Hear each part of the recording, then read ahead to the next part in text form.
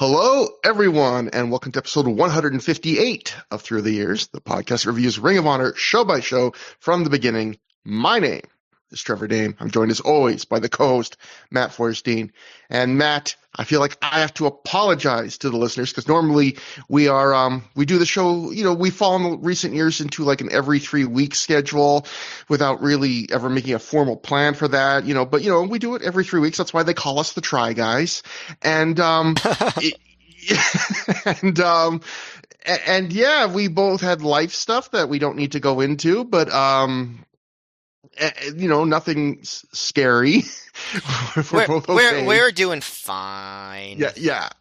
But the world not so much, but we're okay. But yeah, unfortunately, we had to take an extra week, so this is one of our longest pauses. But everything is fine. I got to when I said we were gonna have to take an extra week, I got two different people saying, "I hope you guys are okay." We're okay. Nothing bad has happened. I mean, I have a high filling, which is horrible. But other than that, that tragedy aside, everything is good. And and just to be fair, sometimes we tell you that we're late, but it's worth the wait. I don't know if this one's going to be worth the wait, if I'm being completely honest, but we're going to try our best. It's not exactly the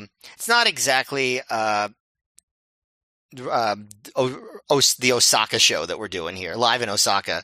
It might be a little bit more interesting than that one. Yeah. Yeah, if we were on the next show, if that's where our little extended break happens, then we could say, wow, we made you wait, but we got a big meaty thing. Where this one is, it's like a wingette. It's not a thigh. Yes. It exists. But with that exciting build-up, we really know how to sell it. We can actually talk about the show today. The show that exists that we will be covering tonight was Caged Rage, which took place August 24th, 2007 at the Expo Center in Hartford, Connecticut, in front of a reported crowd of 500 fans. There were Hartford, Connecticut, the site of the gobbledygooker hatching from the egg. The most famous thing ever to happen in Hartford, Connecticut. Matt, you are disparaging the Whalers, and how dare you? But yeah, this was a 500 fans. I would normally say that's decent for B show standards in this era of Ring of Honor. But looking at the schedule, this would be their second last show of the Sapolsky era to try Hartford. I think they do one more in the middle of 2008. So clearly they weren't thrilled with how they were doing Hartford, but they had taken a few steps over the last 12 to 18 months in Hartford. And on paper, this show is a pretty great lineup for a B show. We'll get into how it plays out, but on paper, two major cage matches with big time feuds and some other stuff going on. But we did get three dark matches. There was Bobby Dempsey defeated Ernie Osiris. Daisy Hayes defeated Candice LeRae. And the top of the glass trophy changed hands. Mitch Franklin defeated Pele Primo in 3 minutes, 15 seconds. And if you're wondering, well, that seems awfully kind of quick for Pele's reign to end, kind of unceremoniously. Well, we'll get into, I think, a little more on the next episode, but Pele had suffered a legitimate injury at his workplace, and this would be the last weekend Pele would work in a bit. So this weekend, you'll see on both this show and the next show for Pele, it's all about basically writing him out of the company for a while, unfortunately. So, bad timing for Pele when he was starting to, I mean, I wouldn't say starting, but he was a fan favorite. He had a bit of a following, and every time he made it to a main card, people enjoyed him, and had just not that long ago won the trophy. And yeah, it's sad that he had to suffer a workplace injury. He always had good performances in 2007. Like, it was always fun to watch Pele Primo, I'd say without exception. We then open the DVD proper with the Briscoe brothers backstage. Jay says tonight is the first time the ROH tag team titles will ever be defended in a steel cage. Jay way too eagerly reminds us that the last time he worked a cage match was against Samoa Joe, and he almost bled to death. He even stops to show us the forehead scar he has. So he was a little too excited to be like, yeah, I'm going into a match that I almost died last time. The Briscoes say it's going to get crazy, it's going to get bloody, it's going to get violent tonight, and it's time to man up. And yeah, it is crazy that he did have. It's interesting the scars people get from blading, because you look at guys like over the years like Dusty Rhodes or famously Abdullah the Butcher, where they just had huge scar tissue on their foreheads. But it's interesting where there are certain people that there were certain people where if they got a scar on their head every time they bladed, it'd be insane. So clearly it's not all the time, but I wonder if it's just, do you cut too deep? Do you not properly take care of it afterwards? Why some cuts, Matt, why is the first cut the deepest? I don't know, but it was interesting to see. You gotta ask, is he, I guess, Yusuf Islam, right? That's his name now, right? Not Cat. Oh yeah, yeah. Okay, you gotta ask him. I'll ask him if you want. Oh, okay. You know what, Matt? You're going to take the bullet for this one. You go track him down. But I couldn't even get Spanky to tell us his Wendy's order. So maybe you're the sugar of this pair of us, and you'll get the answers from people. Yeah, but I'll get Yusuf to give us the skinny on the first cut. And then we can at least talk about the opener that we did see, and that would be Chris Hero defeating Hallowicked via pinfall in 7 minutes 30 seconds after he hit a Hero's Welcome. The announcers tell us this match was taped for ROHvideos.com. They were still doing that? I can't yeah. That's so I don't know, it just feels almost anachronistic at this point. I was going to say, it feels like they haven't done one of these in quite a while, because for a time when they first started this initiative, like we're going to tape a match for free for the website, it felt like initially they were doing that pretty regularly, and it feels like there's been a big gap. So I don't know if someone just decided to wake up and do another, but Matt, we didn't have to see this on Arch Videos because they included it on the DVD. And what did you think about it? So, it was the Chris Hero match, undercard Chris Hero match. So it was a lot of shtick. They added some flourishes to the entrance. Like, for instance, the typical Chris Hero theme that we'd heard for the last bunch of shows was now interspersed with the Superman theme, like the one from the Christopher Reeve movies. And I mean, it was one of those weird mashups, but I actually enjoyed it just because I think that's a good theme music, and I would have actually honestly liked it if that was just that was his theme music, the Superman theme. But Tolan wasn't there on this event, but Sarah Del Rey and Bobby Dempsey and Larry Sweeney were all there, and Sweeney was, messing around with the crowd. I guess somebody must have been wearing a Hallowicked mask, and Sweeney yelled at him take that mask off. You look fat. And someone was yelling Twisted Sister, and Hero got mad because he's like, I look nothing like that guy. But then he realized they were talking about Bobby Dempsey, so he points at Dempsey and laughs. Yeah. So they were, they were messing with Dempsey a lot in the match, as they always do, except Del Rey seemed mostly to be nice to him. At one point, Hero did his Trevor Dame Coin deep knee lunges. So Hallowicked did some of his own, and Hero got mad at that, said, "You're no Chris Hero."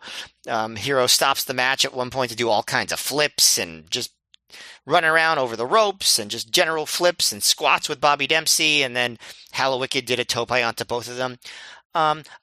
As far as the rest of the match, I actually thought that it actually gave Hallowicked a chance to perform in a way he hasn't gotten to in ROH before, where he got to make a comeback and show babyface fire. And I thought he looked pretty good in pretty much everything he did. But overall, it was meant to be a showcase for Hero's character, and that's mainly what it was. Didn't overstay its welcome. I'm not the hugest fan anymore of this whole thing. I just feel like it's just a little bit too much for me. But I thought this was a fine, entertaining version of what it was. I don't think it was a particularly good match, but I mostly had a good time watching it. The finish was pretty anticlimactic. Just Hallowicked hit the sky high, and Hero just came back with a forearm strike, and the Hero's welcome and clean win. But yeah, not bad. And I did enjoy Hallowicked getting to do a little bit more and show a little bit more personality here. Yeah, I felt like this was like pretty much every ROHvideos.com match where it's a 5 to 7 minute squash between an established star and someone that's basically playing the part of enhancement talent. Although, like you, I noticed by the standards of those kinds of matches, I just noticed like you, Hero gave Hallowicked, I felt, yeah, a lot of offense. And in particular, we got to see a few of Hallowicked's great arm drag variations. I feel like Hallowicked really was good at the arm drags. Ricky Steamboat versus Hallowicked, secret dream match of mine. But I I continue to think, and I've said this before, that these, that ROH's strategy with these free matches they take for the website was off because, ROH hardly ever did squash matches like this except for ROHvideos.com, which, again, if my memory is correct, is all they did for that site. So it's not reflective of what the promotion was actually like, and I don't think it would sell many people, if anyone at all, to buy a DVD. I would have, I always say this, I would just have bitten the bullet and released a high level, full length match for free occasionally, even if it risked cannibalizing a few DVD sales, because, this isn't like giving a free sample where you give a small piece of the whole food. These squash matches aren't really the same thing as a full length ROH match. It's not, and I don't feel like anyone would watch one of these and go, man, I have to buy a DVD to see what this is all about. Yeah, it's like if you went to a restaurant and there's someone was standing outside, like, you want to come into our pizzeria? Here, you could try a side salad. Yeah, exactly. Yeah. It's like, it's this, and if it was also, yeah, in that example would be like, and we don't have this on the menu, actually. We're only giving this out as a sample. If you go in the restaurant, you can't even order this. You're not going to get it. But, as a squash match show, like you, I thought it was okay. Hero does the excessive flipping. He gets across his character I was trying to look at this as, like, if this was your first sample of this guy for ROHvideos.com, I thought he got across his character, although I think some of his other recent matches showed off even more about what's unique and over about that character. I would say also Hallowicked got too much of the match for Hero to look like a world beater in winning, but when Hero was on offense, he was too laid back to make for a super exciting match. Although when Hallowicked was on offense, I did feel like there was a little bit of that urgency. But overall, yeah, it was entertaining enough to me. I just don't feel like it fully served any master, this match. It wasn't a hot match. It wasn't a super dominant squash. But yeah, I did like the part where Hero does this funny delayed sell where Hallowicked chops him a few times, and then Hallowicked then, after he chops him, tries to Irish whip Hero. Hero stops the Irish whip, and only when he stops the Irish whip, he like pauses to realize that he just got chopped in the chest, and then he just goes, ow, like he just stops. Like it was a pretty funny delayed sell. It is hard to describe it, but the other thing, did you notice, Matt, about the setup for this show? You can see it. You can only see it occasionally when they cut to like a side crowd shot, but you can literally see the ROH ring truck parked right behind the fans on one side of the crowd. It's like four rows of fans, and then the truck is right behind them, like it's in the building. I did not notice that. Yeah, you can't see it often, but if it cuts to one side of the crowd, it's like, wow, you don't see the ring truck usually on these shows, but after the match, we instantly cut to Sweet and Sour Incorporated backstage. Like, what? You mean this isn't live? It kind of caught me off guard because it's interesting that 2007 was a year where Gabe, 5 years into running ROH, seemingly decided he needed to find a way to make backstage promos more interesting because, yeah. I was going to make the same observation, but yeah. Yeah, he started off the year spending months having wrestlers look off to the side during promos, which we've documented and made fun of. That didn't work. So then on night 2 of the Race to the Top tournament that we covered lately, he tried having the promos shot with that weird colored ring lighting that basically made it look like you were watching them all through, I don't know, like a nightclub's peephole, if a nightclub did have a peephole. And now on this show, he is cutting right after many of the matches on the show to an immediate backstage promo from a participant in the match that just happened. And that isn't really a wild move, but it is a change because ROH had usually spaced these promos out. So if they had a promo to come from someone that wrestled that night, their promo would come a few matches after their match to, I guess, kind of create the illusion that this was a live ongoing show where now you are literally seeing on this show wrestlers in the ring or the aisle, and then it will cut in the very next second they are cutting a promo backstage, which really reminds you that it's taped. And I don't have a strong preference to doing it this way or the other. Everyone knows the shows are taped. You're not buying a DVD and going, "Oh, I think this is live." But I mean, they literally cut from somebody leaving sometimes just like to the next person coming out, so like it's like with the little ROH little sign to be the transition wipe. So it's not like it's not like they ever try to create the illusion that it's live anyway. I will say of all the new ideas they're trying for promos, this was definitely the one that I enjoyed the most, and I could get into it. It does seem like they just like Gabe changes his mind on what he wants to go with pretty often when it comes to this. So I'm curious to see if this lasts at all. I don't seem to remember it on too many subsequent events, but I hope that they give it a few shows at least, because it's silly to keep trying all these new things and then giving them up immediately. Like it's silly to have a promo gimmick for one particular random B-show DVD, which is what they did for the weird color effects thing. And we'll see if this one has any any staying power. Because I don't know. I think it's actually kind of a neat idea, personally. Yeah, it did feel like that Gabe at the start of 2007 was just like New Year's resolution, make promos more interesting visually, but he doesn't really have a great idea. So he's just cycling through, how about if I try this? How about if they look at the floor now? How about if we shoot it upside down? I don't know. Like he's just every few shows. But what I think I like about this is like that it's not the way ROH has done promos in the past felt very random. Like why is this match getting a promo but not this match? You know what I mean? So now it's like if they actually do it after every match, which they didn't exactly do on the show, but they did on the entire undercard. If they actually did it after every match, that would make them make fewer random choices. Like why is Chad Collier get Ace Steel getting a promo, but Roderick Strong doesn't get to talk about his world title? You know what I mean? Like just like stuff like that. Yeah. So for this promo, Larry Sweeney celebrates backstage as Bobby Dempsey is combing Chris Hero's hair. Sweeney praises Sarah Del Rey. He calls Bobby fatty, as he is wont to do. Tank, like you mentioned earlier, Tank Tolan sadly is not here tonight. Sweeney says tonight was almost an exhibition match. I would have removed the almost. And Hero talks about his match with Claudio tomorrow. Hero says he carried Claudio to the tag team titles, and after taking out one of his eyes recently, maybe he'll take his other eye out. Maybe he'll take his nose out, which made me laugh. I was like, of all the body parts, like, I'm going to take out your nose. And then Hero ends by saying tomorrow he's going to be all business. But that was the one notable thing to me. Maybe he's going to take his nose out tomorrow. And that brings us to the second match on the show. Jimmy Jacobs defeated Rhett Titus via submission in 7 minutes and 25 seconds when he made him tap out with a DDT into a guillotine choke. Dave Meltzer would write in The Observer, Jimmy Jacobs returned and tested out his knee, which he claimed was feeling fine. He beat Rhett Titus in a match the crowd started to turn on at points, but they liked seeing him back.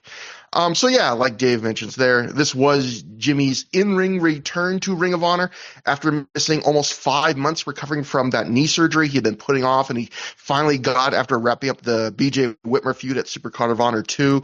It's not his return match, though, from to wrestling period, because I think we mentioned this a few shows ago. He had worked a few indie dates in the 2 weeks prior to the show, including, like I mentioned, because it just continues to tickle me, that I think maybe it might have been his literal return match was versus Ultimo Dragon for Juggalo Championship Wrestling. That is still just one of the most random things. In fact, I think I got to look up that, because I was going to make a note of this. The Juggalo Championship Wrestling card he returned to might be one of the most Juggalo Championship Wrestling cards you have ever seen, but I'll get to that in later. I'll talk about the match first, which is just the announcers sell this match as Jimmy is testing out his leg, and that's exactly how it's wrestled, where the first half of the match is Jimmy hitting a few of his old favorite moves, like the running drop kick on the floor to a wrestler whose head is tucked right up against the ring post. The second half of the match is Titus working over Jimmy's surgically repaired leg, which still has that big old Steve Austin style knee brace on it. I had to laugh because at one point Rhett's in this transition point in his career where he's not just a plain colorless rookie anymore, but he's not quite full addicted to love Rhett Titus yet, but he's more in this middle ground where he's playing up being this sexual lover boy. Some matches he carries a mirror to the ring. So I guess as part of that, he decides during this match to hump Jimmy's leg when he's working over it. And it's right after that moment where he's humping Jimmy's leg where Lenny Leonard on commentary says, Rhett is showing killer instinct by targeting the leg. And I just thought, I've never watched my aunt's dog humping a leg and thought, boy, Misha is really showing some killer instinct on my Uncle Brian right now. Like I've never thought. I was just gonna say he's more. That seems like he's doing more of a dog character than like a lover boy type of character. So yeah, Jimmy makes his comeback. He debuts his new finisher, which is that DDT into the guillotine choke. Overall, I would say this match isn't particularly notable, but it is. I would also say it isn't aiming to be. It is a guy testing his leg, or at least selling to the crowd that he's testing his leg against a rookie that is still figuring themselves out. You can hear Jimmy loudly calling multiple sequences to Rhett during this match. So it's hard for you to even rate this match because it wasn't particularly good or anything. But again, it didn't feel like it was aiming to be anything but a test run for Jimmy. First of all, this had one of the most over-the-top, like, upsetting homophobic chants we've heard in a while. A lot directed at Rhett Titus. So that was distracting to me. I did not enjoy that. But I would say the purpose of this match was purely misdirection. Like, just Jimmy Jacobs is back, and now he's a nice, swell guy that everyone likes. Like, even the last time we saw him, he was interfering on behalf of the Minnesota Home Wrecking Crew and still being a heel. Now, just like they're getting everyone settled on the idea, oh, Jimmy is likable now. And we're all cheering him because he's back from an injury and he has the Ballad of Lacey again and everything is nice. So, and it's just all misdirection so that you're supposed to be surprised when he appears as the leader of the Age of the Fall and is all warped and cultish. I really think that's the entire purpose of his appearances on this weekend shows, just to lull you into a false sense of security with the Jimmy Jacobs character. Yeah, that's a great point too. And we'll get to the promo he does after. I think the misdirection continues there. It's interesting that, like you said, they're now like, okay, we know what's coming up soon, the heel turn. So let's go into misdirection where before, after the surgery, but before these matches, they were almost not doing misdirection. They were kind of hinting at something with Jimmy being more brooding and smoking at ringside. And it's like they've decided, oh, wait, we're right close to this now. Actually, let's go full into just peppy, nothing's going wrong with Jimmy Jacobs, for the misdirection, which I didn't mind, actually. Yeah, I mean, I don't think it's a bad thing at all, but that was the entire reason this match existed. Yeah, so this was the show, I think, that Jimmy Jacobs returned to. Jersey Championship Wrestling, August 11th, 2007, their Bloody Mania show. Announced attendance according to Cage Match, 5,800 people. So more than any Ring of Honor show ever. Obviously, Gathering of the Juggalos does all the heavy lifting there. Commentary by Diamond Donovan Douglas and Guido. So the opener was Ultimo Dragon defeats Jimmy Jacobs, managed by Scott D'Amore in 727. Cage Match rating of 4.7 out of 10. So apparently people did not love that. Then you had a three-way between Polo the Clown, Abdullah the Butcher, and Jake Roberts that went 1 minute and 6 seconds. A Louisville Slugger thumbtack bat match. Too Tough Tony beat Bull Payne. Then you had Too Cold Scorpio and Just Incredible wrestling and defeating Nosawa and the Great Muta in 7 minutes and 57 seconds. Ron Killing defeated Tracy Smothers in 1 minute and 2 seconds. You had a Juggalo Championship Wrestling Tag Team Title 8-man elimination tag team match that went 21-48, where Madman Pondo and Necro Butcher won, beating Axel and Ian Rotten, Jay Santana and Tito Santana, Team All Japan of Akira Raijin and Brute Issei, the Basham Brothers, the Dream Team of Brutus Beefcake and Greg Valentine, the Head Shrinkers, the Pimp and Gimp connection of Human Tornado and Zach Gowen. Then you had Corporal Robinson successfully defending the I keep saying Jersey. Every time I see JCW, the Juggalo Championship Wrestling title against Scott Hall in a match that went 10 minutes. It also had a bad cage match rating. And then your main event was Sabu and the Insane Clown Posse defeating the Young Altar Boys and Trent Acid. So that is the most Juggalo Championship Wrestling card you could imagine. Just a mix of everything. And if you want to know how interesting this show is, in order for us to find something amusing to talk about, we are going to give the lineup of the Juggalo Championship Wrestling show from the recent event. So just case in point. But yes, that's a lot of matches. And do any of them sound good in your opinion? No, I think the Thumbtack Bat match has an average rating of 7 on Cage Match. So apparently they did not like Ultimo Dragon and Jimmy Jacobs, but the Thumbtack Bat match was good. All right. But for the second straight match, we immediately cut to the winner backstage. Jimmy says he knows Lacey is watching at home and that match was for her. Jimmy's saying he's in a different state of mind. His knee is 100%. He's feeling very good. And like we alluded to before, very upbeat promo. He's not tipping off the future character change at all unless you think he's going so far in this direction now. It seems, at least in hindsight, like clear misdirection. But maybe at the time I wouldn't have picked up on that. I don't know. That brings us to the four-corner survival match. Nigel McGuinness defeated Adam Pearce, BJ Whitmer, and Delirious in 8 minutes and 31 seconds when he pinned Whitmer after a jawbreaker lariat. So, interesting about this, this doesn't make it to what I'm about to describe doesn't make it to DVD. The match does. But I was reading The Observer, and Dave wrote in The Observer, in Hartford, ROH taped a four-way with Nigel, McGuinness versus Whitmer versus Delirious versus Pierce that will air on the November pay-per-view show, with the rest of the pay-per-view being taped on September 15th. And I thought, well, the classic Dave, call the crackpots, Dave's wrong again, because this match does not air on the pay-per-view. And I thought he must have just gotten some weird info or something.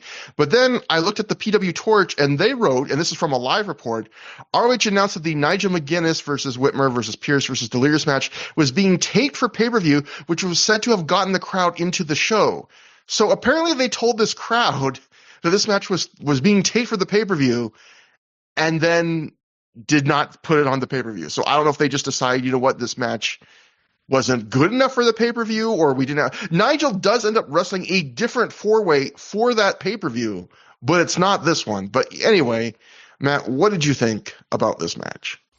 Well, it did work in getting the crowd into it. I thought the crowd was pretty hot for it, but I do get why it wasn't on the pay-per-view. I thought it did seem like they were working at a little bit of a faster pace, honestly. Like, it was all action, and it's, like, on the other hand, it also... I don't know if you've noticed this in August, that they've kind of pulled back on Nigel before they re-push him again for his title win in October. But, like, he's kind of doing a lot of just, like, random mid-card stuff, not really in any sort of heated feud. He's not really put in a position to have great matches. It's all undercard stuff. So this sort of just feels like something for Nigel to do. He doesn't really fit into any of the storylines going on here. There's a lot of, like, Pierce messing with Delirious and stuff like that. But like I said, it is all action. The crowd is into Nigel and Whitmer doing the Guerrero-Malenko dueling cradles 2-count spot, like, immediately right at the beginning of the match. They're definitely leaning into a little bit of comedy with Delirious, where he's got a waist lock on by Pierce, and he's, like, putting his hands in his mouth to lubricate his hands so he could slip out of the waist lock. And there's a spot at one point where Pierce looks like he's directing Whitmer, and I thought they were starting to, like, doing a subtle thing where Whitmer was being led by Pierce. But then Pierce and Whitmer fought later in the match, and they And they later in the promo later, what you'll talk about, it seemed like Whitmer was almost deciding in that moment what he was going to do. Um, the other interesting thing that I thought about this match was this might be the only time that I could ever remember where someone sets up a table and they don't use it at all. Am I wrong? Did they use that table when they set it up? No, Yeah, at no point, right? no, yeah, we'll get to it. I mean, I guess it's so Pierce can make a point in the promo afterwards, but yeah. Whitmer basically, Pierce tells Whitmer tells Hagedorn to get the table so he could do something to Whitmer with it. And Hagedorn bridges the table between the apron and the guardrail, and Pierce teases a power bomb on Whitmer through it, but Delirious breaks that up and it never happens. And then everyone just hits everyone, and then Nigel hits a sudden jawbreaker lariat on Whitmer and gets the win. It moved quickly. It was fun. The crowd was genuinely very hot for it, but it also did not tell any sort of story or feel significant in any way other than the post-match. So I get why they didn't put it on the DVD. And I would say it's not really up to snuff for some of the matches on the recent, not DVD, the pay-per-view. Not up to snuff for some of the matches on the recent pay-per-views, I would say. But it was fun for what it was. Yeah, I would describe this as the slightly mini version of ROH's usual Four Corners match in that it was slightly shorter and it felt like they cut out a little of what they'd normally do in the first half of these matches and quickly went to the stretch run part that all of them have where they ignore tags and do a little bit bigger stuff. So I agree. Like, it's okay. I was going to say Nigel is strangely over tonight, but it probably is the pay-per-view announcement thing. But if you watch this match, Nigel's usually over in any market he was in at this point in Ring of Honor. But here in this match, he's just doing his normal stuff. And at points, you can see some fans leaping out of their seats for clotheslines he does in every single match. So, whether it was the pay-per-view announcement getting them to, get a little bigger to try and help the show or what, they were really up for parts of this match. Overall, I'd call this a slightly above average as a match. There's nothing new here. If you've seen any of these four before or any ROH Four Corners match before, you've seen this, except for, well, I actually scratched that because I do think you see something new in that. Was this one of the first times we had ever seen Nigel do the London Dungeon? Which they don't even have a name for it yet, where he does holds the bent arm in like the camel clutch type thing. We've seen it before. I don't remember exactly when, but over the previous few months, it had come up. I wonder if we're going to start seeing it more. If this is where he starts really becoming. It's still early enough that they don't have the announcers don't have a name for it, but it felt like for the time allotted, these guys put in a decent level of effort, but also felt like this match went just long enough to justify itself, where it feels like if you wanted to see Nigel when you bought a ticket to the show, you got just enough of him that you didn't feel like you would have been completely cheated. But really, by the end, this match just feels like it was a prelude to the angle that came after, which also, did you notice, Matt, that Whitmer had new theme music on this night, as did Nigel? Like, were they just starting to adjust guys' themes because of the pay-per-view era or what? I'm not sure, but because the pay-per-view era, obviously, they couldn't feature some guys' themes because they didn't have the rights, and they decided, pay-per-view, that'd be a bigger deal. So yeah, after the match, Delirious checks on Whitmer, which allows Pierce to attack him from behind. Delirious makes a comeback, even taking out Shane Hagedorn when Hagedorn joins in. But then Brent Albright runs in. He lays Delirious out with a half Nelson suplex. Pierce orders Albright to do it again, which he does. Pierce then grabs the mic and he orders Albright to hold the Delirious for him. Pierce says that Delirious wants to humiliate him. He wants the people to laugh at Adam Pierce. But he says, you, Delirious, you hide behind a mask. Pierce says, we're going to make that mask permanent right now. Hagedorn hands him a stapler.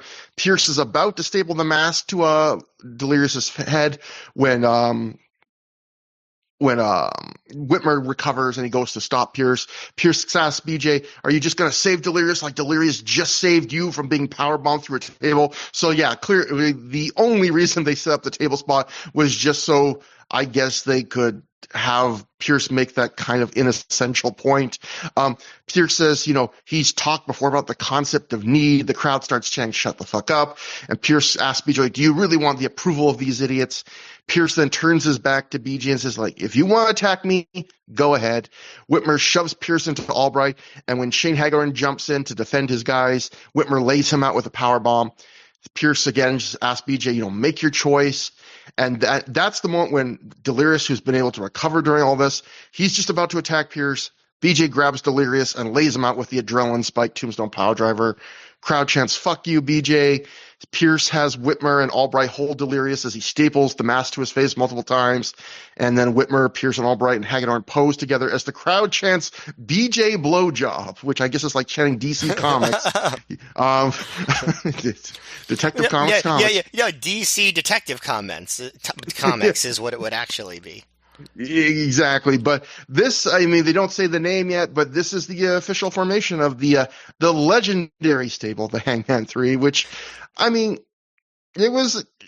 it was a perfectly decent angle, I guess, to do it. Honestly, I guess it was, but also the promo didn't make any sense. Like, I still, like, it didn't really make clear anybody's motivations here. It sounded like vaguely cult leaderish stuff from Adam Pearce, but none of it actually connected. I'm sure they'll do other promos, maybe BJ will eventually say something that will, make it make sense, but I don't think this promo really explained anything. I think the biggest issue was they obviously wanted to have that big, babyface turns on a friend to join the heels moment, but BJ at this point didn't really have a major friend in the company in storyline, and so they tried to set up this whole idea of, well, they tagged together in this one match, or not tagged together, but it was a four-way, but Delirious did try and save Whitmer from getting through a table, so that whole spot was just to try and create in one 8-minute match some kind of feeling of loyalty that could be betrayed, which, again, I don't think it really worked, but they tried to create something out of nothing. I guess BJ and Pierce had a connection during the CZW feud where they were teaming a lot. Yeah. So, you could go into that, and then obviously Albright had, I guess, the bond of rivalry with Whitmer earlier this year. And speaking of, by the way, the BJ blowjob thing, I guess this was only in America, but they had a... They had a chain of, like, I don't know, like ball pit, like maze, like roller slides and things like that for kids in the 90s called Discovery Zone. And the commercials were like DZ at Discovery Zone. So it was like that's what it reminded me of when I heard BJ blowjob. DZ Discovery Zone. I don't know if we had a Discovery Zone, but it definitely felt like in the 90s that was a short-lived trend, because we definitely had one of those giant kind of – it wasn't a theme park. It wasn't a kid's gym. It was like this weird mismatch of, like you said, like, here's a ball pit. Here's like 9 things you can take your kid can do that all vaguely smell like urine because we don't take care of this place. Climbing mazes, yeah. But I remember the jingle, and maybe I'm misremembering it, but it sounded like this. We're going DZ at Discovery Zone, where I could do everything on my own. So hopefully everybody else listening feels the nostalgia that I feel right now. I'm sure there was a nice one of those, but I think I went to a couple in my childhood, only a handful of times. But every time it was always the saddest. Like they were always those kind of places where they could have been open for a month and it felt like they had been open for 20 years and someone had stopped caring after 1 year. Well, because they have like carpeting, and the carpeting gets gross really fast, and obviously ball pits are immediately gross. So I get what you mean. But so, that is the end of that match, and that brings us to the resilience of Austin Aries, Eric Stevens, and Matt Cross defeated Davey Richards, Eddie Edwards, and Jason Blade in 17 minutes, 12 seconds when Stevens pinned Blade after a Matt Cross double stomp. before this match starts, Bobby Cruz states the stipulation for this match, which is that if Eric Stevens or Matt Cross are pinned here, Austin Aries has said that they will be kicked out of the Resilience and replaced by whoever pins them. And if Aries himself is pinned, he will disband the Resilience. So the team originally was supposed to be Blade, Edwards, and Pele Primo, but as they make their way to their entrance, Davey Richards comes out. He lays Pele Primo out. So again, we're writing him out this weekend, even though they'll do another angle the next night to write him out again. Davey gets on the mic after he takes out Pele and says, if there's any man who's going to disband the Resilience, it's going to be him.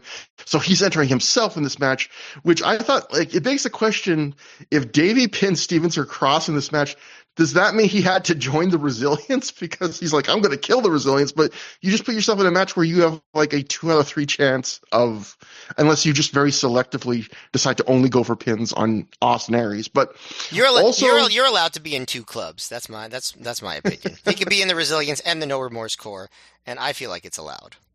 Also, during this match on commentary, when talking about the stip, Lenny Leonard remarks that Aries thinks the Resilience has gotten stale. And I thought, stale? Like, the group has barely been in existence. Like, it's only been around for a few months, and Aries was gone for half the time. Like, yeah. They're basically trying to say, and I think that this happens like a couple times on this show, where people try and say things like point out how things are stupid or not working, but they try and say it in a way that, you know, is more in character, because I don't think you could use the word stale. I mean, but I think they're trying to acknowledge in storyline that even the Resilience is aware the Resilience hasn't been doing too great. But on the last episode, I talked about how I felt that was the show where the Resilience became unsalvageable when they lost such a big match, again, when they had lost so much. Well, this is probably it definitely is a case of too little too late.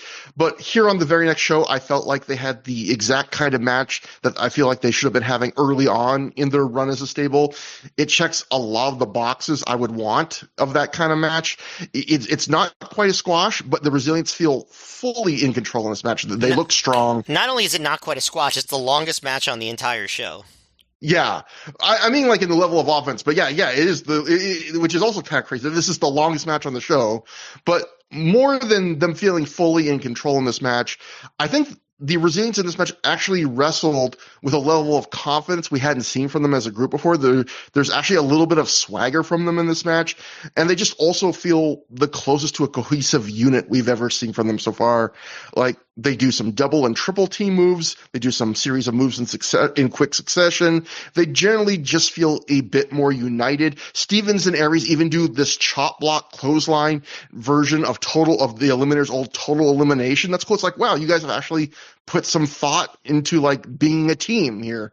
So, and also in terms of just the match itself, I thought generally this was just a fun match. The pace isn't Dragon Gate 6-man level, but despite being, you know, over 17 minutes long, it never really let up the whole way through. And I think that's in part due to this match had a crazy number of tags. And it felt like every time either team was in control, they just quickly were racing to cycle through members, like do a couple moves, get out of there, do a couple moves, get to the next guy. And that, I felt like that gave this match a pretty brisk pace.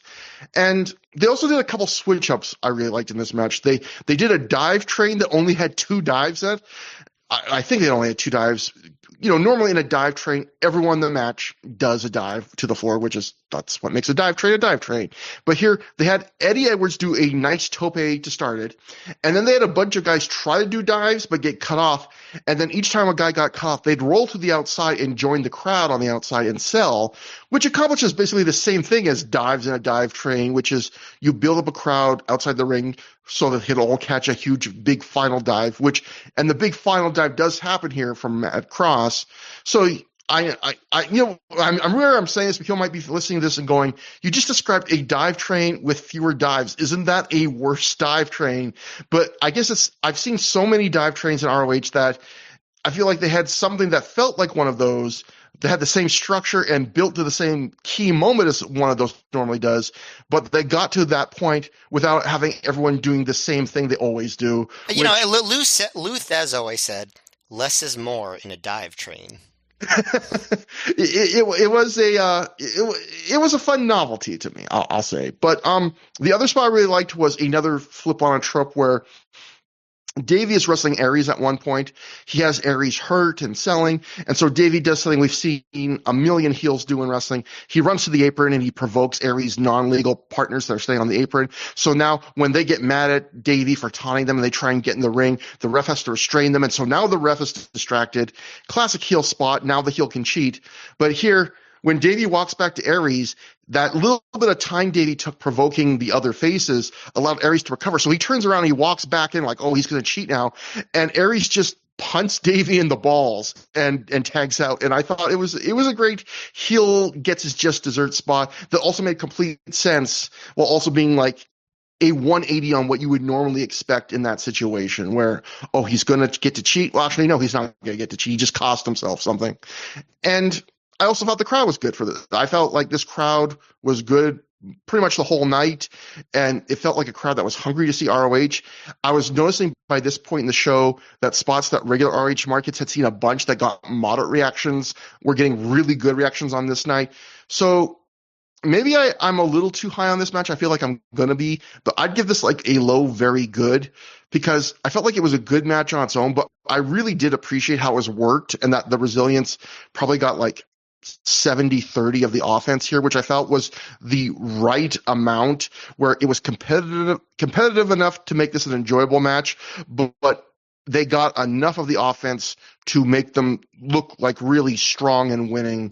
And I just like that they didn't do the classic indie thing where the rookies and Davey went 50-50 or maybe even 60-40, but then lost in the end, that they actually went full, pretty dominant for the Resilience. There's a time and place for some of those kinds of 50-50 matches. Maybe we'll get to one next, but I liked it the way they went for this one. Yeah, is this the first time that Eddie Edwards and Davey Richards have teamed up? It might be. This might be the first American Wolves team up ever. Yeah, I mean, I know I got to look that up for verification, but it could be. But just that, thought that was interesting. Obviously, this was before Eddie Edwards cut his hair and looked a little bit more like Davey Richards, but I thought the stipulation was weird. Didn't make a lot of sense. I didn't know who won, so I was almost wondering: is this the match where they lose and the Resilience breaks up? Like, did they already go there? Yeah, I don't think I liked this quite as much as you. I thought it was kind of boring at the beginning, and then they definitely did a lot of hot stuff down the stretch. And I agree with you about the crowd. This was a great crowd tonight.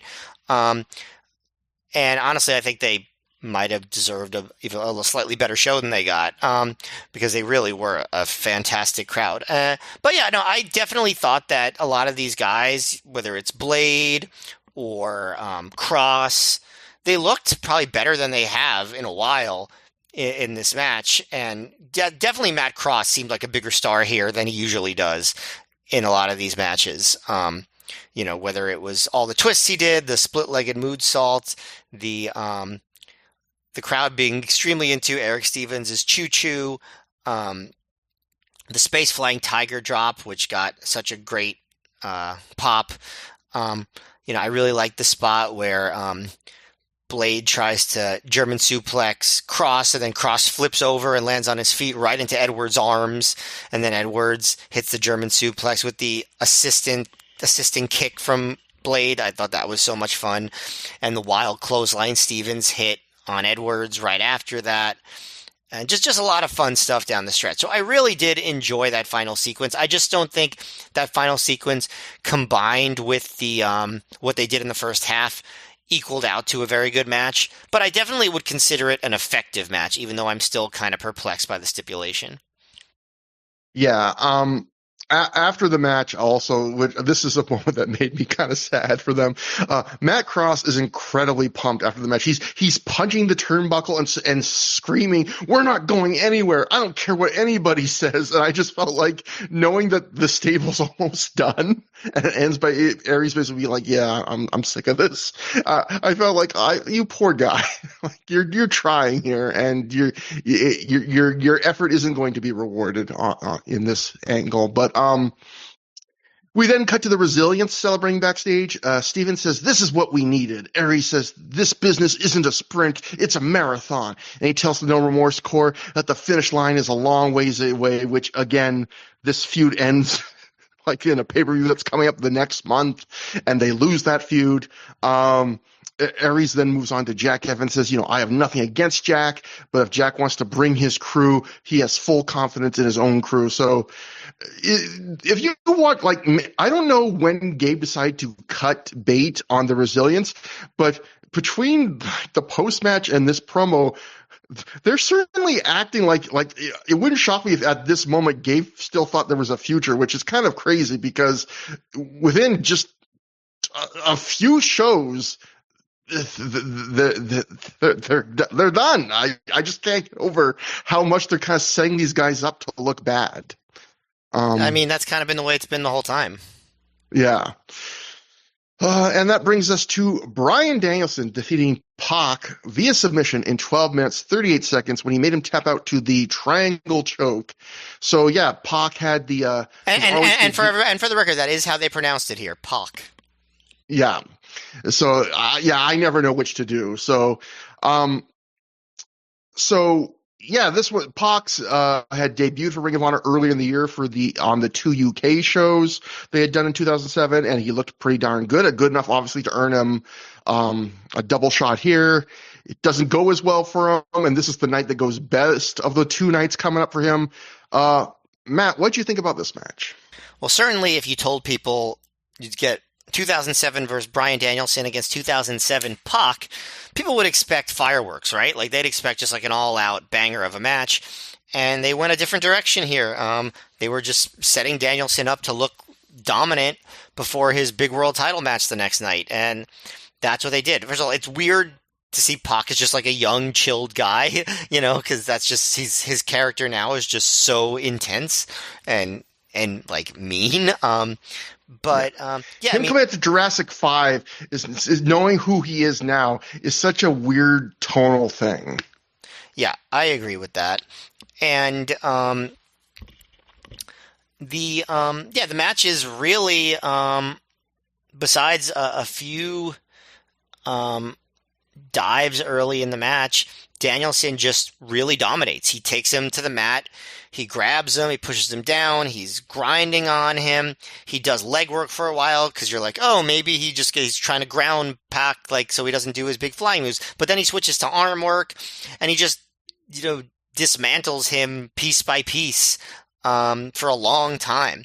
Finally, near the end, Pac finally sweeps Danielson's leg and hits a twisting body press, and then an Asai moonsault type move, but with like an extra twist. It doesn't really land so flushly. And then he does. It's funny. He goes. Pac gets into the corner, and instead of getting a running start, he gets a flipping start as he flips toward Danielson, and then gets a Northern Lights suplex on him. But despite Pac kind of being in this underdog position, the crowd is solidly behind Danielson. They're like, fuck him up, Danielson, and all that stuff. There's a pretty cool spot where Pac blocks a Danielson superplex attempt and then hits a shooting star press to Danielson's back, almost like Shadows over Hell, but as a shooting star press. That was an interesting way to do it. And he gets a few more things, but eventually he goes for a twisting press, and lands on Danielson's knees, and Danielson kicks his head in and locks in the triangle choke, and Pac is out. So certainly everything that Danielson did was super well executed, and the crowd was into the match because it's a very good crowd, but I don't think this match really told much of a story other than Danielson just being dominant. I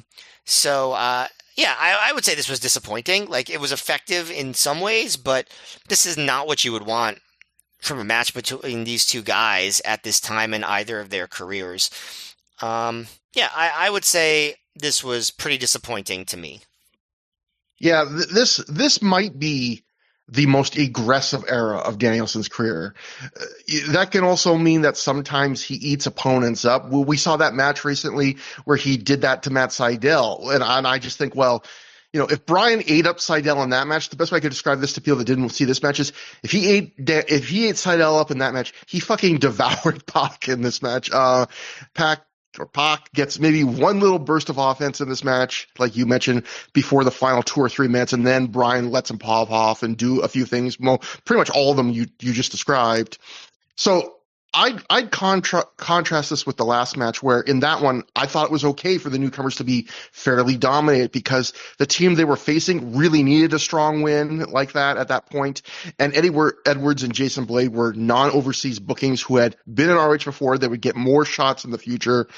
For Pac, he looked really good in ROH's UK double shot earlier in the year, and this is the first time ROH books him stateside. And in fact, this weekend would also be the last time ROH books him stateside, as he wouldn't have a match in this promotion again after this double shot until literally the Tony Khan era of Ring of Honor 2023.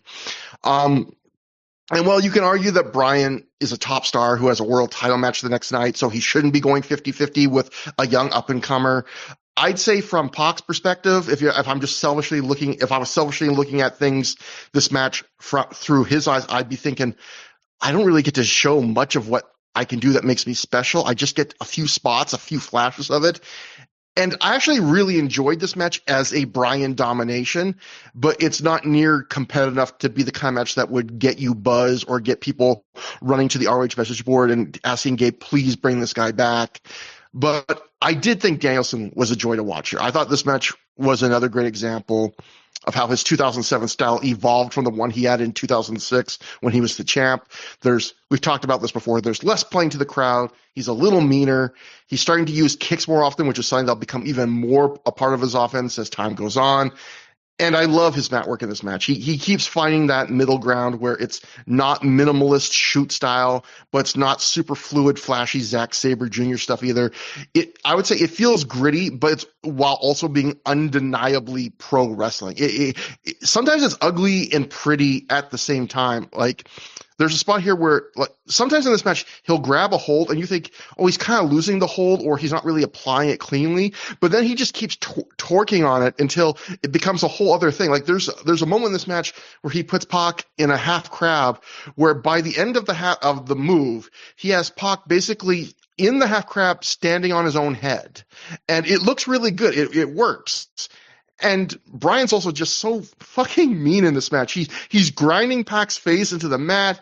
When he's throwing kicks in the corner to his chest, Pac drops down in the middle of the kick sequence to sell. And so Bryan just throws another kick, and probably was just miscommunication. But because Pac's head is lower, the next kick, instead of hitting him in the chest, catches him right in the face. And then in the same sequence, Bryan throws this spinning back kick, which he often threw, but usually he hits his opponent in the stomach or the chest. And this one, he jumps and he gets such height on it that his leg swings around and again hits Pac right in the side of the fucking head. And I just thought, man, you're having a tough night, buddy. I think the little we did see a Pac on offense, you do get just a little taste of what made him special. There's this snap and a weight to his high flying. Like, I would contrast him with Matt Sydal, where when Sydal flies, it's like he's weightless. It's like he's floating, and I love that. There's a grace to him. He actually is more worthy of the man that gravity forgot catchphrase, ironically. But when Pac flies, I always felt like it somehow feels more physical. There's a bit more weight to his landings on moves. And yeah, that big spot of the match you mentioned where he basically does a shadows over hell, but with a shooting star press, that there's a weight to that. It feels like, oh, he crushed that guy. And it was an interesting moment in the match because despite Bryan dominating most of the match, you mentioned this, when Pac gets on offense near the end, the crowd isn't full of sympathy for him like you would want in a situation like that. Like you mentioned, they're chanting for Bryan to get right back on offense. They want to see Bryan kick this guy's ass some more. And part of that, I'm sure, is Bryan is ROH's top star, and Pac was a new up-and-comer that probably a lot of the fans didn't know that well, if at all. But I think part of it was that Pac didn't get to show much of the match. And when he hits that shooting star press late in the match, you do kind of feel the crowd's energy change where it's like, oh, we thought this match was just about having fun watching Bryan kill a stranger, but now it's a match. But sadly, and they start reacting more of just like, let's pop back and forth for these guys. But sadly, the match doesn't go long past that. And I feel like at that point, if you had given Pac an extra 2 or 3 minutes in the way that those final couple minutes were going, if you made the story of this match, Bryan dominates Pac, but then Pac puts a real scare into him at the very end, I think this could have become one of those matches that gets a little buzz and gets the fans going to the message board and asking to see him again. But as it is, I thought this was just like a flat good if you enjoy a little exhibition of 2007 Bryan wrecking a fool. But yeah, it was a weird. It was a weird choice to treat him that way. I don't know why he got eaten so up in this match when you bring a guy over from the UK just for that. But, next we have the ROH World Title three-way elimination match. Takeshi Morishima successfully defended the title when he defeated Brent Albright and Claudio Castagnoli in 15 minutes, 20 seconds. Claudio first eliminated Brent Albright via pinfall in 11:14 when he cradled him while being held in the crowbar. And then Morishima eliminated Claudio via pinfall in 15 minutes, 20 seconds after he hit the backdrop driver. And ROH here, they try another unique little editing thing that they normally don't do, where after Claudio and Albright make their entrances, but before Morishima's, we abruptly cut to a Danielson backstage promo. And at first I was like, why are we cutting to a Danielson promo now? But then, as you'll see, Bryan starts cutting this promo. He goes, there's a lot of pressure on newcomers to perform when they come to Ring of Honor to have great matches. Bryan says Pac felt that pressure tonight, and Bryan is the barometer to how those new guys deal with the pressure. Bryan says Pac did a hell of a job, but he's no match for the best in the world. And then Bryan can hear, and we can hear it backstage that, Morishima's music is starting to play for his entrance, and Bryan says, can we hear that? Bryan says Morishima's holding his title, the title that belongs to Bryan, the title that Bryan deserves. Bryan says, I'm the best wrestler in the world. I'm going to watch this match. And then we cut to Morishima, and he's already in the ring. So they tried to do something a little different here to make the editing. See, here they tried to make the editing seem like it was live, which, I guess technically the promo was being cut when that entrance happened. But my issue with this promo wasn't the timing. It was that both on his way out of the ring against Pac and then in this promo, he completely ignores the fact that there are two people about to challenge for the world title and looks right past them to Morishima. Doesn't really do much to get those other two guys over, where like Bryan is just taking it as a foregone conclusion that he's going to be challenging Morishima for the title the next night and not either of the challengers that supposedly almost beat him on the two previous shows. Yeah, that's actually a great point. I didn't even think of that. He could at least like mention Brent Albright or Claudio Castagnoli in those promos, and he doesn't even acknowledge that they exist. Yeah, that's a big oversight. So this match is coming hot off the heels of Morishima having great singles matches with each of these guys, Albright and Claudio. And this match almost felt, I don't remember when this was booked, but this almost feels like a little bit of a reward for them overachieving. Like, hey, how about we let you guys run it back again? And in the working of this match, I describe this as a greatest hits from those two singles matches. It's another ladder stage Morishima title defense where, like those two singles matches, he isn't as dominant as offense as is early in his reign. He gives a lot. He survives a lot. Claudio and especially Albright really toss him around. And again, that's like they did in their singles matches. Many of those matches, biggest spots even, they're repeated here. There's, both guys hit their big, we have to lift this big Morishima up to do it. Oh God, finishers, but they successfully hit them on him. I will say Claudio's Apamari waterslide on Morishima, last time in their singles match, I think he just barely got him up. This time, he hit it shockingly cleanly. Like, he hit it perfectly on him, which I was like, wow, that takes some strength. And Claudio giant swings Morishima again. I think he does a whopping 2 revolutions because Morishima's a big boy. Albright catches Morishima mid-butt again and turns that into a German suplex just like his, that was one of the highlights of his singles match with Morishima. But we also get a couple spots that are only possible in a three-way, so brand new spots like, I think Morishima gets double suplexed at one point. At one point, he body slams. Oh, no, at one point, I think Albright body slams Morishima onto Claudio. And we also get Albright breaking out a big forward flip dive from the top turnbuckle to the floor, so that's a huge stop pulled for this match. Not the kind of thing you'd normally see from Albright. And even Morishima does throw in something new because late in the match, he just starts doing a whole bunch of running double stomps to Claudio, which even the announcers acknowledge, like, wow, he's starting to having to break out new things to win. I saw one review of this match that said that they preferred this match to the Claudio and Albright singles matches with Morishima. For a second, I thought that was crazy, but on reflection, I can at least see why someone would feel that way because this is a three-way, there's no downtime in this match. Like, yes, sometimes they do the three-way trope where someone sells on the floor for a long time so the other two guys can have this long single sequence. But this match, I would say, is bombs from beginning to end with no downtime. and I enjoyed it a little less. I personally enjoyed it a little less than those singles matches, in part because I saw the singles matches first, and many of the biggest highlights in those matches, in this match, I had just seen done in those matches that Also, happened also, literally. also, singles matches are better, just like Yeah, inherently, you yeah, know. yeah. That's a perfect point too, because I think because this was a bit go go go like three ways often are. To your point, you lose a bit of that build and that sense of progression and ramping up and struggle that singles matches especially have, that I think both of those singles title matches had, where I feel like those matches felt a little more epic and you were a little more emotionally invested in them. This three-way was a bit more of the just turn off your brain and have fun watching three big men toss each other around. I should probably give this like a low grade, like a flat 4 stars if we were doing star ratings. But because I had just seen the singles matches, I think my personal enjoyment of this match goes down just a hair for me to maybe a really high, very good. But really, I did feel like this was a lot of fun. And, kudos for these guys for proving that their matches with Morishima weren't one-off lightning in a bottle moments. They do really recreate a lot of the good parts of them here.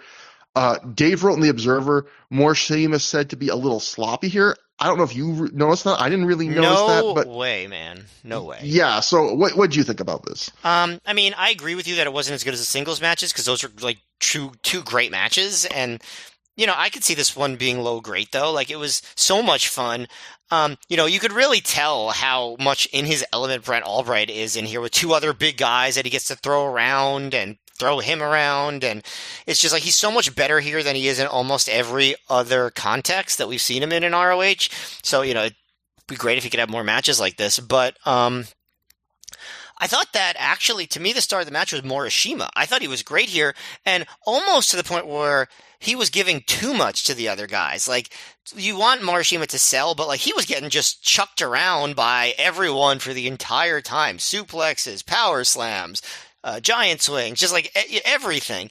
But he was just bumping like a maniac. I thought he was great here, but everyone was really fun. It was just, yeah, it was fun. It was, it was a popcorn match, like in the sense of, not in the sense of like, I want to go get popcorn, but like in the sense of like a popcorn movie where you're just turning your brain off and having fun. And I feel like that's what it was. Just a super fun match that didn't reach the level of drama that the other two singles matches we had just seen from Morishima had. But Morishima's fantastic August continues. And I thought this was a blast. Yeah, and that's a really good point about Albright too, where I don't know if it's just maybe just wrestling someone 50-50 or even 60, rather than a lot of his matches where, he might be the rare wrestler because squashes are usually so fun from big guys where he's more fun not in the squash environment. He's more fun just, trading back and forth. He in a match like this, it does feel like he's pulling out more stuff. Like, I don't think this was intentional, but he even almost lands on his head. He's on the top turnbuckle at one point, gets shoved off, and he takes a pretty scary bump. And also, I will say, this is how immature I am. Like, I don't know why this tickled me so much, but at one point in the announcing, Leonard on announcing during this match says, Morishima's never been in a three-way before. And just out of context, I started laughing at that, which I was like, I mean, he just said a true wrestling thing, but for some reason, just Morishima has never been in a three-way before. I was just like, you and me both, buddy. Like, it was just, sometimes I'm just immature, but Sean Radican from the PW Torch was here at the show live, and as we'll get to later, he really liked some stuff on this show. He only gave this 3.25 stars. I'm not a huge quibbling with other people's star rating stuff, but I felt like even just the energy from the crowd for this match was better received than 3.25 stars. It felt like the crowd was really enjoying this too. But the crowd, like I said, the crowd was just great the whole night. No complaints about the crowd at any point. This is the kind of crowd you want when you go to a market rarely, where it feels like they're a little extra thirsty for what you have to offer, where, even like a New York crowd or something, they're great, but they're a crowd where you have to earn it a little bit, where this crowd really it felt like a generous crowd. So it's late intermission because they're setting up the cages, so the intermission came, just before the final two matches because now it's time to set up the steel cage. So we join interviewer Rebecca Bayless backstage. She talks to Kevin Steen and El Generico. Generico massages Steen's shoulders as Steen says tonight is about two things: winning the tag team titles and killing the Briscoes. Generico gets so into Steen's promo that his massage gets harder and harder, and Steen at one point has to angrily tell Generico, he just yells, "Be gentle," which was funny. And yeah, pretty basic promo, but they always seem to find like one funny, unique character beat to have in every one of these promos, which is appreciated. You know, I know this sounds like I'm picking on Rebecca Bayless, and I really hope that someone will believe me that I'm not. Like, I'm curious if anybody like pulled her aside and told her, like, hey, could you do something a little more than just saying, do you guys have anything you'd like to say about the match? You know, like ask a specific question and stuff. Like, I don't think that's her fault. I think somebody needs to be there to produce her and tell her, like, hey, like, here, you can come at it from this angle. Like, it's just, you know, when you have that job as an interviewer, you got to be able to, you got to ask something that not just any random person without thinking of it would ask. The question is just too general for me. And again, I want to make clear, I'm not saying that's her fault. I think that if anything, it would be Gabe's fault, right? Like give her a question to ask them. Like you're putting her in that position and you're not setting her up to do well. Do you know what I mean? Yeah, I do think Gary Michael Capetta was better in the role because there is an art. You know, I don't think Rebecca Bayless had ever done backstage interviewing before. But it doesn't seem like anyone was really even coaching her. Yeah. Which, you know, the sad thing is some people, you know, if you're new to it, you probably need coaching where maybe someone that's a more veteran presence in wrestling can just riff a bit, because there is an art to reacting to what people say, asking a follow-up and things like that. And yeah, she doesn't have any of the interviewer intangibles. She is literally someone that just prompts someone to start their promo. She's the Brian Alvarez what Brian Alvarez to podcast with Dave Meltzer. She is to conducting interviews. She is literally just there to say one sentence to prompt the thing you're going to see. Yeah, I mean, I don't feel like it doesn't take much to say, like, Rebecca, just be like, you know, you've had many battles with the Briscoes. You had a street fight. You had a lights out match. Tonight you're in a cage. Do you have any concern about being locked in a cage with the Briscoes? You know, and then just he could be like, they should be concerned about being locked in a cage with us. You know, just something like, I mean, I just made that up. Like, that's not professional either, but just like somebody could just like give her some things to like some prompts other than, I mean, literally what she said was, do you guys have anything you'd like to say about the match? Like, you could say that to anybody about any match. Yeah, there's a way to kind of set the stakes of a promo and almost prompt them into an interesting answer rather than just going, any thoughts? Yeah, I completely get what you're saying. And again, want to make clear, I'm not blaming her. Let's go to the semi-main event, the first of two cage matches. That's another interesting thing about this show, which is a lot of times I feel like, well, not all the time, but sometimes you would think the temptation would be, if we're bringing a cage to one show, let's get our money's worth and have cage matches on both shows. But maybe because it would probably be hard to set up the cage in the New York building. Oh yeah, bringing a cage up to the Grand Ballroom in Manhattan Center. Oh my God, I cannot even imagine. Yeah, so we get the rare thing where like the B, they go to the trouble to bring the cage, but only the B show gets the cage, and they get two cage matches. And the first would be in a steel cage. Roderick Strong defeated Jack Evans via pinfall in 12 minutes, 18 seconds after a razor's edge and a flying elbow drop from the top turnbuckle. Both of those, I think, came from the top turnbuckle. This would be, I guess you could say, the blow-off to the Evans-Strong ROH feud. They do, on the very next show, have a three-way with Aries, but this is their final singles match. They'd never have another singles match in ROH. So in a sense, this is kind of the blow-off of at least a form of their feud. What did you think, Matt? I think that their matches seem to thrive more on like doing surprising spots and interesting stuff than they do on like hate, and violence, which what you'd want in a steel cage match. And so I think this match had some of the strengths that the other Strong and Evans matches had, which was just like interesting moves that Strong got to do to Evans and interesting ways that he threw Evans around. And I thought there was a lot of fun stuff in that regard. Um, I don't think it totally congealed into a fully compelling match, but it had a pretty decent bell pop, which you don't really get too often in 2007 ROH. And, Evans does some springy stuff. But Strong, he just runs him into the cage in a bunch of ways. Razor's Edge style, double chicken wing face first style. It's probably one of the most appealing parts of the match, honestly, is Strong coming up with new ways to throw Evans into a cage. He does a delayed vertical suplex, but then instead of falling back, he runs Evans back into the cage and then slams Evans down. He swings the cage door into Evans' head, and I was like, well, that door is not tightly secured if you could do that in the middle of the match. There was also a spot where Strong puts Evans up on the top rope, but then Evans gets him into the Tree of Woe position.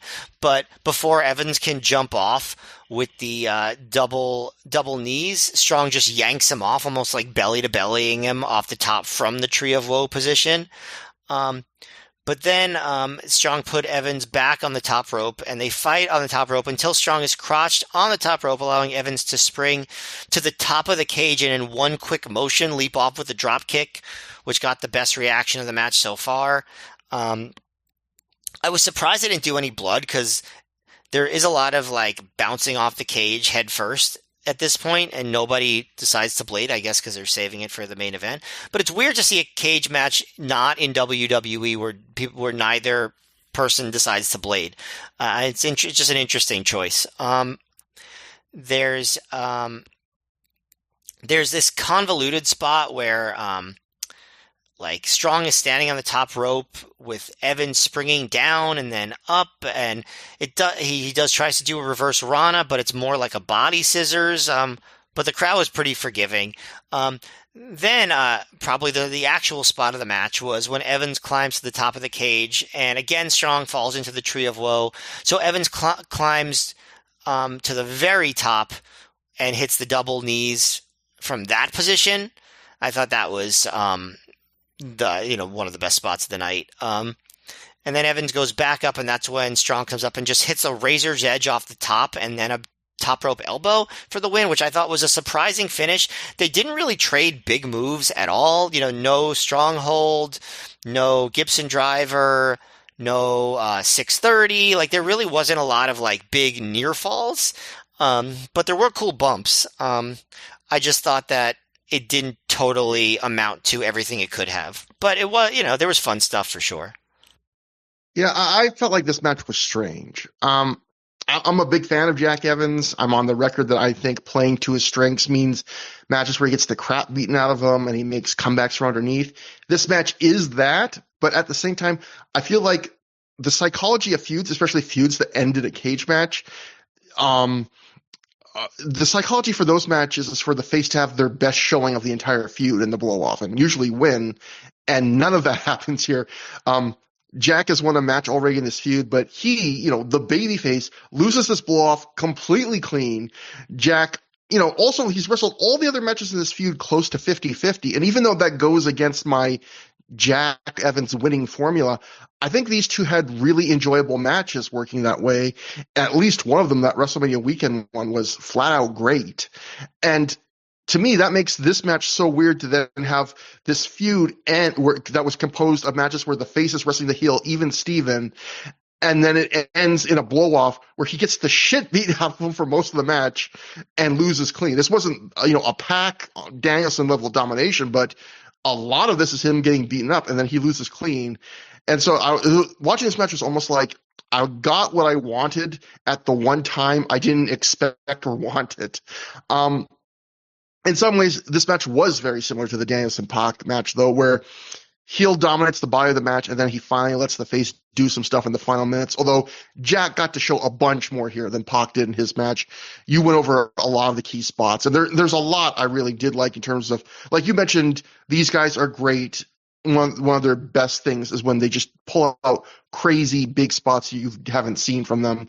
These guys do a good job, especially in this match, of pulling out those bespoke like, wow, you haven't seen that before. You're taking advantage of the setting or the fact that it's a special match kind of things. Like, I think the two big clear spots would be, like you mentioned, the springboard kind of drop kick move off the top of the cage while Strong's on the top of the cage, and then the flying double knee to the Tree of Woe that comes from the top of the cage, which is one of those moves where when you watch Jack Evans come off the top of the cage with a double knee, it's like it's one of those moves that makes you wonder, how did he have such a long career? Because you hear so many wrestlers just doing less knee intensive moves from the top of the cage going, yeah, I blew out my knee, or that really, was bad for me. And that's a move where you're literally dropping knees first. That's what's taking. I think like when I paused and I like frame advanced, I think the way he lands on this, he kind of lands on one knee and one foot.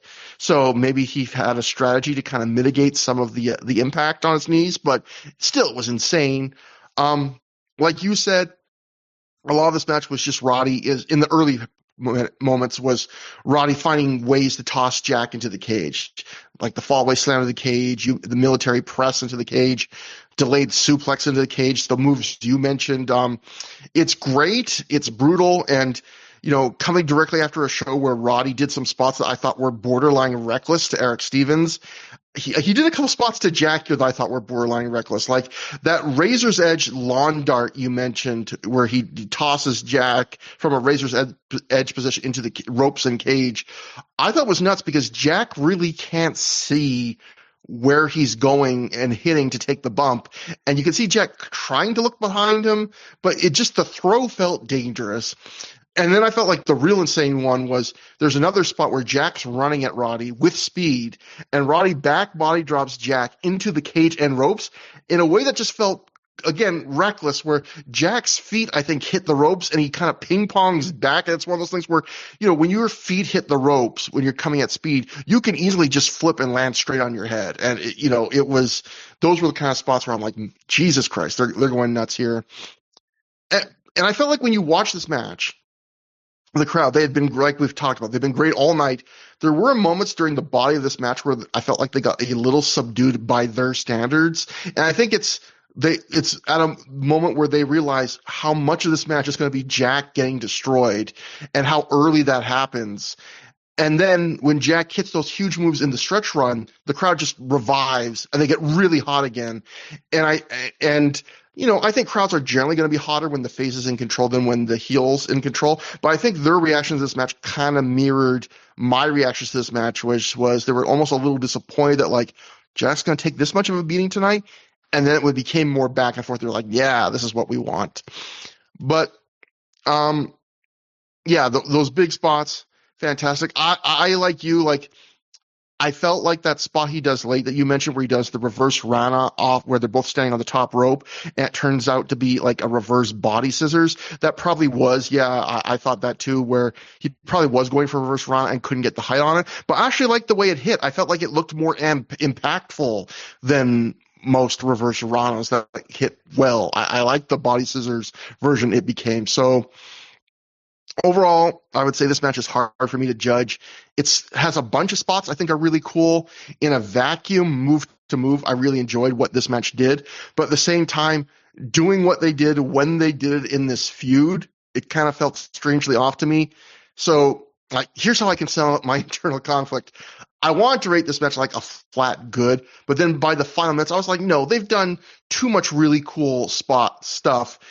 This is a very good match, and I almost felt guilty for not rating it great because they did really blow out like a few stops on certain spots here. I don't think this was a great match. I don't think you feel guilty I don't think so either. Yeah. But the effort kind of by the end, I felt, but no, I would say very good. But then if you look at some of the reviews in Cage Match, it's clear that me saying very good is actually probably higher than the consensus here because I'm not a slave to Cage Match ratings. I don't think they're always representative of wider thought. Let alone representative of or reflective of my own thought. But this match has the last time I checked on Cage Match, it has a 5.88 average rating based on 15 votes. And for an ROH match of this prominence in this era, that's really low. That's an average rating of under 3 stars. So people were pretty disappointed with this match. And I will say I'm not disappointed to that degree. I am significantly higher than that, but it's a weird match to judge because I feel like so many of the ingredients within it are great, but I don't come away from the match feeling like I normally do when I see a great match, which is why I'm not rating it a great match. But ideally, you want to end a feud with your best match in the feud and your biggest match in a feud. And in some ways, in terms of some of the spots, you could argue it's their biggest, but you could also simultaneously say from a pure match quality standpoint that this was maybe the worst match of their feud, I would say. I'd say it seems like the consensus opinion. Yeah. So, after the match, I did love that after the match, Dave Prazak says, and I quote, Jack Evans said a while ago that he was going to get his own group together. We haven't seen much movement in that direction. Like, I love that even commentary is kind of acknowledging that this guy said months and months ago that he was going to start a stable, and he hasn't done a goddamn thing. He's like the most procrastinating wrestler we've ever seen. Very relatable. Prazak also says that Jack needs help now more than ever before, which I guess you could say is true, but it's also kind of weird to say about a babyface right after he just lost a match completely clean where no one interfered or cheated, because that's almost implying that, like, Jack could have used some interference in this match, Yeah. And then did you notice the real funny moment, which was Jack is really selling being beat to shit at the end of this match. He needs help getting to the back. He's like has an arm around a staffer. And as he's getting helped up the aisle to the back, a fan is like holding out a can of Monster Energy, and Jack grabs the Monster Energy from the fan and like holds it for a few steps, and then he collapses on the ramp holding the Monster Energy. Like, it was just such a weird thing. Like, product placement. I hope he got paid for it. Yeah, so and that brings us to the main event. It is the ROH World Tag Team Title match in a steel cage. The Briscoes, Jay and Mark, successfully defend the tag titles when they defeat El Generico and Kevin Steen in 16 minutes, 24 seconds when Jay pinned Generico after a spiked Jay Driller. I thought this was disappointing. First, I hate feeling like an old man, Matt, but I hate cage matches where people fight outside of the cage or people run into the cage. The whole point of a cage match is containment. That's it. It's about a fight in a tight and closed space where no one can get in, no one can get out. Luckily, no one ran into this one. Yeah. This match starts with maybe, I don't know, like 3 or 4 minutes of brawling outside of the cage, which I can at least kind of accept because it happens before all 4 men get into the cage. The match starts with, Steen and Jericho are in the cage, then the Briscoes come out, and when the Briscoes try and get into the cage, Steen kicks the door into the Briscoes, and they run outside and start fighting with the Briscoes on the outside. And what I can't enjoy is later when late in the match, they just start tossing people through the door, even though this is not a cage escape match. And I hate Why don't that. they lock the door? It seems like what's the point of the cage? It's just as a weapon. Yeah, I've said this before, but you'd think ROH would, treat the cage concept with a little more fidelity instead of using these Attitude Era tropes. But ROH has often used the Attitude Era style cage tropes rather than just treating it like the old school cage match. Yeah, and that's real. Luckily, they didn't do a bunch of plunder in the cage, which is now the other trope I hate. But with all that being said, I think the opening, for all my grousing about, I think the opening minutes of this match is the stuff outside the cage. I think that's the best part of this cage match, is the part that's not in the cage. Like, I think cage matches can be great. One of the guys in this match, Jay Briscoe, had one of the best cage matches of the last, I would say, quarter century with Samoa Joe. We've covered it on this podcast. But cage matches, they do have certain limitations. You have to work with them. I felt like in this match, you really feel those cage match limitations. Because, a cage match does limit some dynamics from a match. You can't do moves to the floor. You can't do moves on the apron. In a tag cage match like this, where all 4 people are in at once, and there's no tags, you lose a little room to maneuver. You have to be a little more like cognizant of, we have to kind of make sure everyone's kind of in the right spots here and we don't run into somebody. So the opening minutes of this match on the floor, they're exciting. Jade blades literally seconds into this match. Guys are getting tossed. Poor Kevin Steen does one of those sad classic blade jobs where you cut your forehead and the blood just never flows. It's just like a little red dot on his head. I felt bad for anytime a guy cuts his head and he doesn't get anything out of it. I feel like, man, That's sad. But guys get tossed into the crowd in the opening minutes. Steen jumps off the side of the cage into the crowd. That turns out to be one of the most exciting spots in the match. And then they go inside the cage, and it's just okay. But in a weird way, I would say it's less than okay because I felt like there was kind of a shocking lack of ideas in this match once they got inside the cage. There's a bunch of kind of plotting, brawling, and then every so often a signature move, and then every so often they throw someone into the cage as if they just remembered the hey, this is a cage match, and we have to do something to justify it being a cage match.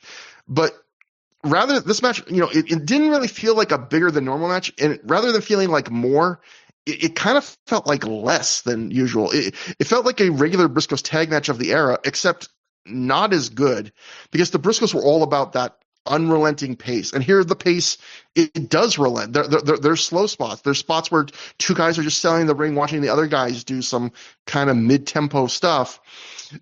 They can't do quick tags to keep things moving and keeping things fresh because it's tornado rules. They're all confined to the cage at once.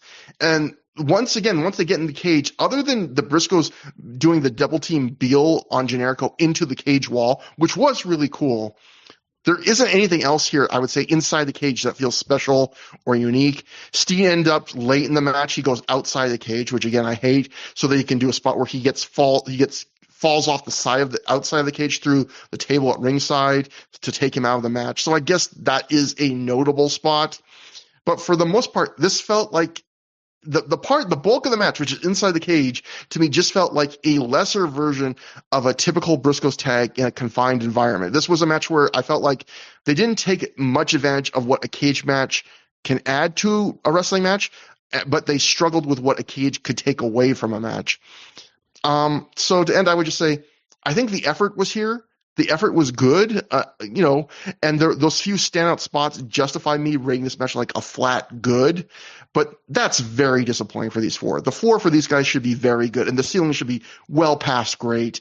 And I'm just kind of shocked at how, except for maybe three spots, how uninventive this match was. I felt like Christopher Walken in the SNL cowbell skit, where I just kept wanting to say, like, explore the space, take advantage of the possibilities. You're just kind of doing what you normally do in a structure that's making it harder for you to do what you normally do. But maybe I'm grumpy. I don't know. What did you think? No, I pretty much totally agreed with you. This is definitely the worst of their ROH matches so far. And like I said, it still was like you said, pretty good, but there were moments where it was kind of dull, and like that's almost seems impossible with this combination of wrestlers. They just go at such a breakneck pace in every single match they have, and there's just so much stuff. And I don't want to act like the only good way to have a match is by doing so many creative things and having like tons of high spots, because I think a cage match where your two or four guys are just like grinding at each other in the cage and being vicious can work. But it didn't really work when they tried that here. And there were moments where it just kind of felt like they were honestly and this is very rare for these teams, kind of lost, where they didn't totally know what they were going to do next. And that was shocking to me. And I'm going to have to watch the match on the next show. But it almost felt like maybe they were saving a lot of their big ideas for the New York match. Because they had two matches in the same weekend. Maybe that's a case against having two big, like, notable matches in the same weekend, where you it's hard to space out your ideas in a circumstance like that. You know what I mean? Yeah. So I almost wonder if this was the only match these two teams had on that weekend, if they would have been able to put more energy or effort into the creative part of laying it out. As it is, they still took big bumps. They still put in a lot of their physical effort. I did think that the finish was a little bit less built to. Again, just like in the Strong and Evans match, I didn't feel like there was a lot of drama over the finish. There were no moments where it felt like Steen and Generico were about to win this match. And that was also surprising to me. Like, not that the only way to have a good match is to have lots of near falls or anything, but it's a title match, maybe a moment where the title seemed in jeopardy. Can you think of a moment where the title seemed in jeopardy in this match? No, I guess the crescendo, like the was supposed to be the idea of once Steen falls off the side of the cage through the table, you kind of know Generico is screwed because now it's Yeah. 2-on-1. Right, But but yeah, maybe that maybe makes it less before dramatic. yeah, maybe before that have a moment where like the Briscoes looked like they were in jeopardy since this is like an ongoing feud. Like so Yeah. yeah, I just thought there were some weird aspects of this match. Again, these guys are so great and like that it's hard for it to be like bad, and it was certainly wasn't. It was good, but quite a disappointment. Yeah, the least imagination that we've seen from these guys, and you know what? It happens. And I get what you were saying where about you almost had this angst of like complaining that they didn't do certain like high spot things or exciting near fall runs, but being like saying, I don't feel like every match needs to have that to be good. And I completely agree. Like, and to support your point, it's like they didn't have those near falls. And I think you're right to complain about because they didn't really replace that with anything else. Like, again, it felt more like a regular Briscoes match that was missing something rather than them trying something different and it just not working for us. It was just more like, oh, you kind of took something out, but you don't seem to know what to do. Um, Right. so we're going to go to the live reports here. And again, I don't mean to pick on anybody and because, wrestling's subjective. Everyone's allowed to have different opinions, but occasionally I see a review where I'm just like, whoa, that is way off what I feel like I felt.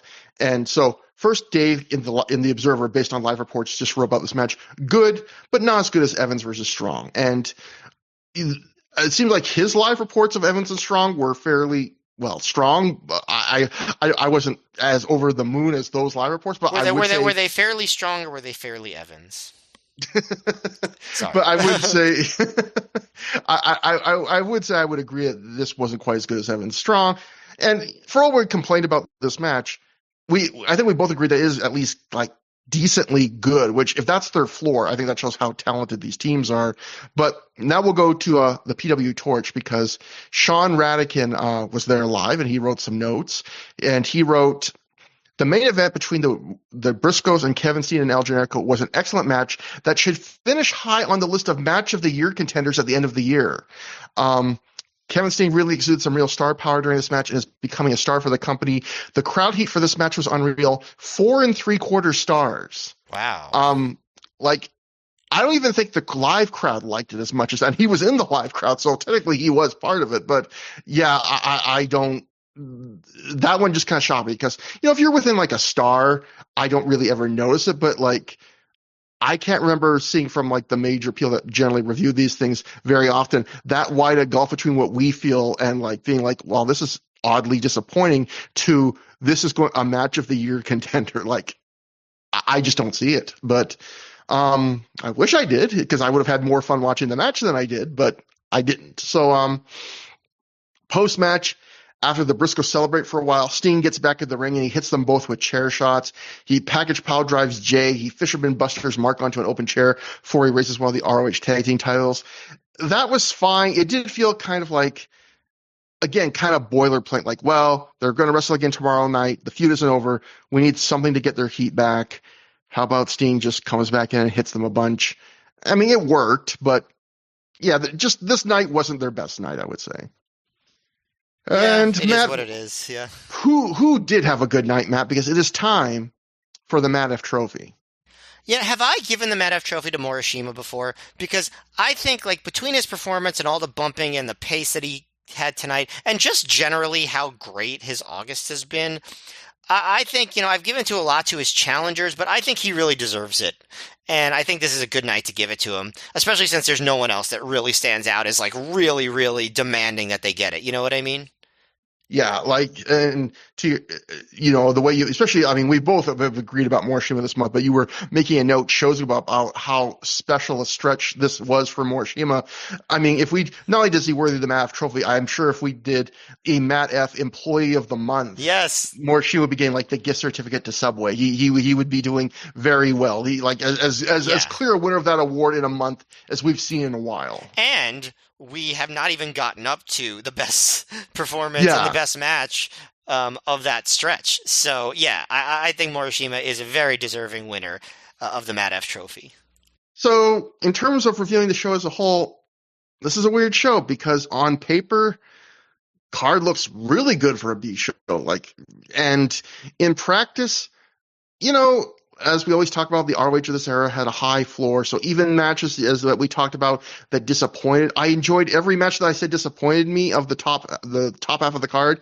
I still enjoyed them all, and the three-way for the world title, I wouldn't say wasn't a disappointment at all. And I actually liked the resilience tag more than you. I thought that was good too. So overall, I would say I enjoyed this show. But if I gave a recommendation to other people, I would say this is a show where if you just looked at this card on paper and then watched the show, you will probably be disappointed because on paper, this card looks way better than the show ends up being. But if you go in with I would give anyone watching the show the advice of look at the card and then take your expectations down like 1.5 notches, and then you'll be in for a good time, I think. I agree with that. Mostly, I think I maybe found the show a little more disappointing than you. Like, I think almost every match, except maybe the world title match, was disappointing in some way.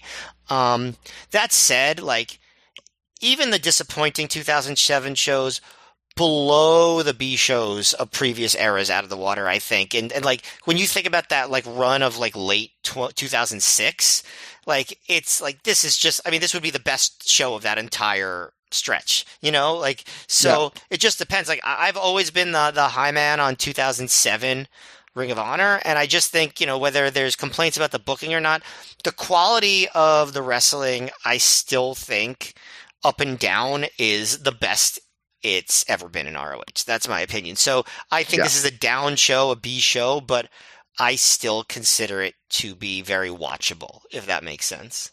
Yeah, that makes perfect sense.